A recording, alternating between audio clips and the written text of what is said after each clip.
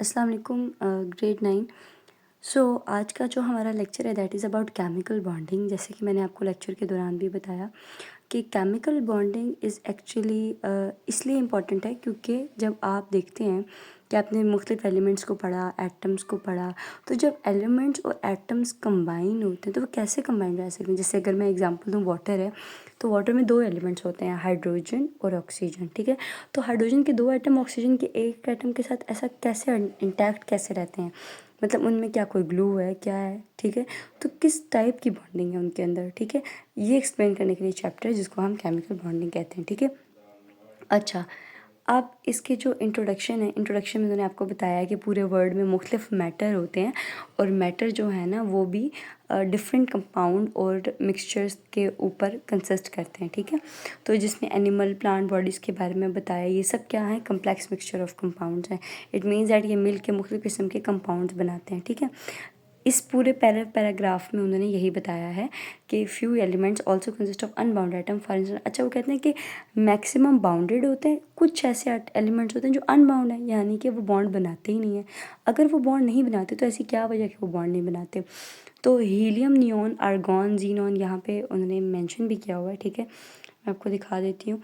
तो जो आपके पास कुछ ऐसे एलिमेंट्स हैं, ठीक है, जो कि अनबॉन्डेड रहना पसंद करते हैं। ठीक है, जैसे कि ये helium, neon, argon, krypton, xenon, तो बेसिकली ये सब नोबल गैसेज हैं। ठीक है, ये अनबॉन्डेड रहना पसंद करते हैं। क्यों, इसकी भी वजह हम बताते हैं। फिर वो कहते हैं कि कुछ एलिमेंट्स ऐसे होते हैं, कुछ सॉफ्ट होते हैं, कुछ फ्लेक्सिबल होते हैं। ठीक है, और अगर कुछ ऐसे एलिमेंट हैं जिनको हम पेंट कर दें अगर वॉल पे, फॉर एग्जांपल जैसे हम पेंट करते हैं वॉल पे, ठीक है, पेंट जो है वो वॉल के साथ कैसे इंटैक्ट रहता है। ठीक है, और इसी तरह से, यानी अगर आप देखो तो एक चीज़ दूसरे के साथ क्यों लिंक कर रही है। ठीक है, अगर एक एटम दूसरे एटम के साथ लिंक करता है तो उसमें वो क्या चीज़ है, वो बॉन्ड क्या है। ठीक है, उसको आपने बताना है, और अगर वो बॉन्ड बना रहा है तो क्यों बना रहा है। ठीक है, तो फर्स्ट इंट्रोडक्शन है, इसको जस्ट आपने रीड करना है। ठीक है, इसमें ऐसा कोई चीज़ नहीं है। तो वाई डू एटम्स रिएक्ट, ये आपका पहला टॉपिक है और ये क्वेश्चन है आपका, इंपॉर्टेंट क्वेश्चन है, शॉर्ट। ठीक है, कि why do atom react, atom react क्यों करते हैं। एटम सिर्फ इसलिए रिएक्ट करते हैं वो अपने आप को स्टेबल करना चाहते हैं। ठीक है, अब जब अपने आप को स्टेबल करना चाहते हैं, इट मीन्स दैट जब वो स्टेबल हो जाते हैं ना, ठीक है, तो मतलब ये कि उनकी अपनी एनर्जी जो है वो नॉर्मलाइज हो जाती है। ठीक है, तो जब वो स्टेबल होना चाहते हैं तो स्टेबिलिटी के लिए रूल होता है एक। ठीक है, दो रूल्स हैं, या तो फर्स्ट शेल के अंदर दो इलेक्ट्रॉन्स होने चाहिए तो वो स्टेबल है, या तो अगर दो से ज़्यादा हैं तो सेकंड शेल में एटलीस्ट तकरीबन मतलब 8 इलेक्ट्रॉन्स हो तो वो स्टेबल होती है चीज़। ठीक है, तो एटम पहली बात है कि स्टेबिलिटी को अटेन करने के लिए रिएक्शन करता है। ठीक है, अटैक रिएक्ट करता है। दूसरा, क्योंकि ऊपर मैंने भी बताया कि हीलियम, नियॉन, आर्गॉन, ये सब ऐसी गैसेज हैं जो कि पहले से स्टेबल हैं, तो एटम इनको भी फॉलो करने की कोशिश करता है। ठीक है, ताकि वो इनको फॉलो करके अपने आप को स्टेबल कर सके। ठीक हो गया, तो इस कंडीशन के लिए वो इनकी इलेक्ट्रॉनिक कन्फिग्रेशन को अचीव करता है। ठीक है, तो यहाँ पर अब वो क्या कहते हैं कि कुछ एलिमेंट्स, जैसे मैंने पहले भी बताया, वो कहते हैं कि वो रिएक्शन में पार्टिसिपेट ही नहीं करते। वो कौन है, वो नेबल गैसेज होती हैं, ये सब उनके बारे में बताया हुआ है। ठीक है, तो अब आप नेक्स्ट देखेंगे कि स्टेबिलिटी का रूल, जैसे मैंने भी बताया, या तो पहले शेल में दो इलेक्ट्रॉन्स होने चाहिए तो चीज़ स्टेबल होती है, या दूसरे शेल में 8 इलेक्ट्रॉन होने चाहिए तो वो चीज़ स्टेबल होती है। ठीक है, तो जो वो इलेक्ट्रॉन जो अपने आप को 8 इलेक्ट्रॉन्स पूरा करके अपने दूसरे शेल में अपने आप को स्टेबल करते हैं, वो ऑक्टेट रूल कहलाता है। ठीक है, और वो इलेक्ट्रॉन्स जो अपने आप को अपने शेल के अंदर 2 इलेक्ट्रॉन्स रख के अपने आप को स्टेबल करते हैं, उसको हम डुप्लेट रूल कहते हैं। ठीक है, जैसे आपके सामने लिखा हुआ भी नज़र आ रहा है। ऑक्टेट रूल क्या होता है, जिसके अंदर वैलेंस शेल, आखिरी शेल में जिसके 8 इलेक्ट्रॉन हो और वो अपने आप को स्टेबल कर ले, आखिरी शेल में 8 इलेक्ट्रॉन रख के, उसको ऑक्टेट कहते हैं।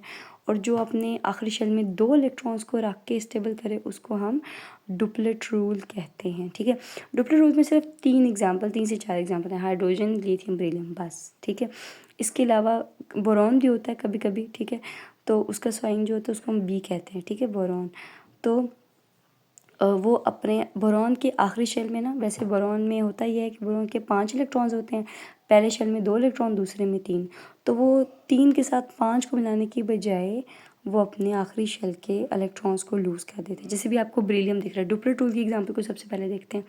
ये आपको बेरिलियम दिख रहा है, बेरिलियम के पहले शेल में 2 इलेक्ट्रॉन्स होते हैं, दूसरे में भी 2 होते हैं, ठीक है। अब पहले शेल में तो 2 ठीक है, लेकिन दूसरे शेल में तो 8 होने चाहिए, उसके बाद सिर्फ 2 हैं, ठीक है। तो या तो वो जो है वो और 6 और इलेक्ट्रॉन्स लेके अपने आप को 8 बना के कंप्लीट कर सकता है, या तो वो ये 2 भी किसी को दे देगा, ठीक है। तो उसके लिए क्या आसान है, वो ये अपने 2 इलेक्ट्रॉन्स भी लूज़ कर ले और सिर्फ 1s2 के साथ क्या हो जाए, यानी कि इतने इलेक्ट्रॉन्स के साथ स्टेबल हो जाए, ठीक है। तो ऐसा जब कोई करेगा तो वो डुप्लेट रूल फॉलो करेगा। तो अगर कोई ऐसा एलिमेंट है, जैसे कि आपके पास सोडियम है, इसके पहले शेल में 2 इलेक्ट्रॉन है, दूसरे में 8 हैं, तीसरे में 1 इलेक्ट्रॉन है। अब वो 1 के साथ 7 और लेकर 8 बनाए, तो इससे बेहतर है कि वो इस आखिरी इलेक्ट्रॉन को भी निकाल के अपने आखिरी शेल में 8 इलेक्ट्रॉन्स रखे और स्टेबल हो जाए, ठीक है। तो सिंपल डेफिनेशन है स्टेबिलिटी की कि एटम क्यों रिएक्ट करते हैं, स्टेबिलिटी गेन करने के लिए। स्टेबिलिटी कैसे अटेन होती है कि जब कोई शेल या तो अपने आखिरी शेल में 2 इलेक्ट्रॉन रखे, या तो अपने आखिरी शेल में 8 इलेक्ट्रॉन रखे, ठीक है। अगर आखिरी शेल में 4 इलेक्ट्रॉन से ज़्यादा है तो वो गेन करेगा और 8 वाला रूल फॉलो करेगा। अगर 4 से कम है तो वो लूज़ करेगा और डुप्लेट वाला रूल फॉलो करेगा। और अगर 4 हैं तो फिर वो सिंपल शेयरिंग ऑफ इलेक्ट्रॉन्स करता है, ठीक है। तो आपने इसमें एग्जांपल्स देख लेनी है, ठीक है। डुप्लेट की सिर्फ 3-4 एग्जांपल्स हैं, बाकी सब ऑक्टेट की हैं, ठीक है। आई होप सो आपको समझ आ जाएगी। 5.1 आर्टिकल जो है वो आपने इसको लर्न करना है, ठीक है। ओके, अल्लाह हाफिज़।